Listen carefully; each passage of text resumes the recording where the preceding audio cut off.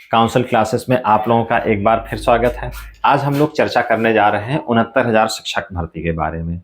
69,000 की शिक्षक भर्ती जो उत्तर प्रदेश में अभी फिलहाल चल ही रही है, उसका मुकदमा चल ही रहा है।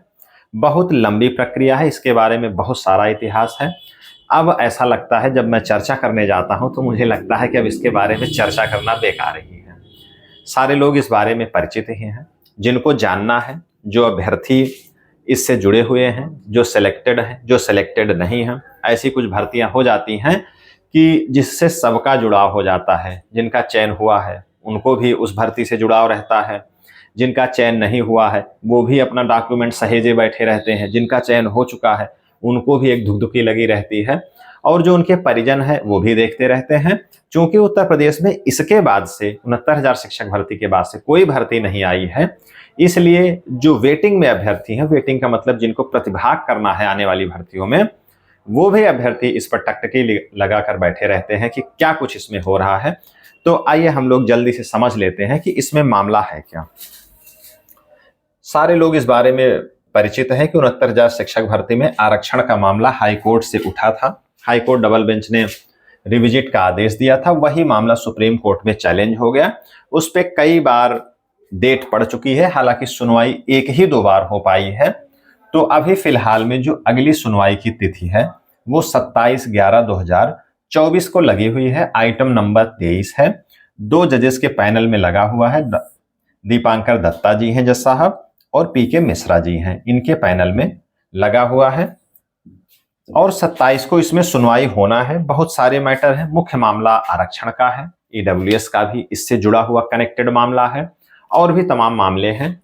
इसके डिसीजन पर ही उत्तर प्रदेश में तमाम भर्ती के जो स्टेप हैं वो सारे पूरे होंगे। 69,000 शिक्षक भर्ती से जुड़े हुए मामले। लेकिन जो अभी जानकारी मिल रही है फिलहाल कि 27 को, शायद 27 को भी सुनवाई ना हो पाए। पिछली तिथि में सुनवाई क्यों नहीं हो पाई कि ये मामला उतना महत्वपूर्ण लगा नहीं।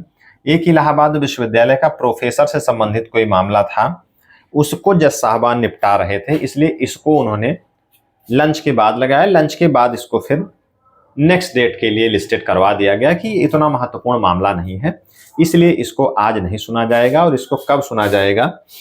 27/11/2024 को, 27 नवंबर को सुना जाएगा। लेकिन ये बड़ी हास्यास्पद स्थिति है कि इतने दिनों से मामला सुप्रीम कोर्ट में भी लंबित चल रहा है।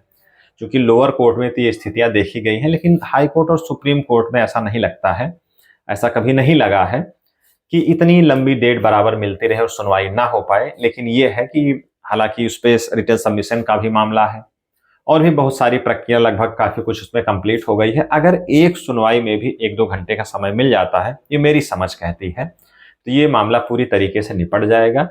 अब 27 को सुनवाई होगी कि नहीं होगी, संभावना यही है कि शायद ना हो, लेकिन अगर हो जाती है तो वो सारे अभ्यर्थियों के लिए अच्छा ही है। तो हम लोग अब देखते हैं कि 27 को क्या होता है, और इसके बारे में जो इसके स्टेक होल्डर हैं, जो इसके तमाम पहलू हैं, अचयनित हैं, चयनित हैं, ईडब्ल्यूएस वाले भी हैं और आरक्षित वर्ग हैं। उसमें से कुछ जो 6800 वाली लिस्ट के हैं वो अपनी सूची को भी जिंदा करना चाहेंगे, और गाहे बगाहे कुछ आशा की किरण शिक्षा मित्र भी इसमें देखते हैं कि हो सकता है वहां से ऐसा कोई फैसला आए कि हमको भी कोई आशा की राह दिखे। क्योंकि जो पूर्व का सुप्रीम कोर्ट का आदेश है वो यही है कि 2 भर्तियों में इनको मौका मिलेगा। चूंकि एक भर्ती 68,500 की हो चुकी है, दूसरी भर्ती उनके हिसाब से अभी ये रनिंग है, तो इसलिए यहाँ संभावना उनको दिखती है। तो इसलिए वो भी प्रयासरत रहते हैं कि इसमें कुछ न कुछ उनको राह मिल जाए। अब क्या राह मिलेगी, किसको फायदा मिलेगा, किसको नुकसान होगा, क्या कुछ होगा, वो 27 नवंबर को ही पता चलेगा। अगर सुनवाई हो जाती है तो अब सुनवाई 27 को क्या होगी, क्या नहीं होगा। अगर 27 को नहीं होती है तो कब डेट मिलती है, और डेट मिलने में भी किस सम्मान के साथ अगली डेट मिलती है, कितना वेटेज मिलता है। जैसे 1-2 सीजीआई साहब की बेंच में लगी थी तो उसको टॉप 2 में लिस्टेड किया गया था, आदेशित किया गया था कि इसको टॉप 2 में किया जाए। चूंकि सुनवाई नहीं हो पाई वो बात अलग है, लेकिन ऐसा कोई आदेश अगर होता है तब भी एक अच्छी खबर रहती है कि कम से कम उसके बाद अगली सुनवाई में वो कंप्लीट हो सकता है। तो आज की जानकारी में सिर्फ इतना ही है।